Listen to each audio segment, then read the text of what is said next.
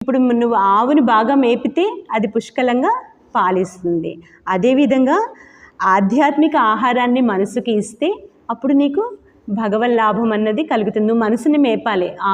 ఆవుని మేపితే ఆవు పాలిచ్చినట్లు మనసుని ఆధ్యాత్మిక ఆహారంతో మేపితే అది ఆధ్యాత్మిక అనుభూతి అన్నది నీకు కలుగుతుంది అని చెప్పి ఆయన చెప్తుండేవారనమాట. ఒక్కసారి ఆ భగవద్ ఆనందాన్ని పొందితే మీకు మిగతా సుఖాలన్నీ తుచ్చంగా కనిపిస్తాయి.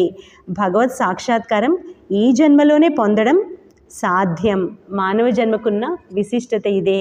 ఆ విధంగా ఆయన చెప్తూ ఉంటారు. అది కాబట్టి మనం అప్పుడప్పుడు ఆ పుస్తకాన్ని చదువుతూ ఉంటే మనకి ఈ ఆధ్యాత్మిక మార్గం చాలా సుగమమనే అన్న భావం కలిగి మనం కూడా ఎక్కువ ప్రయత్నించడానికి వీలవుతుందన్నమాట.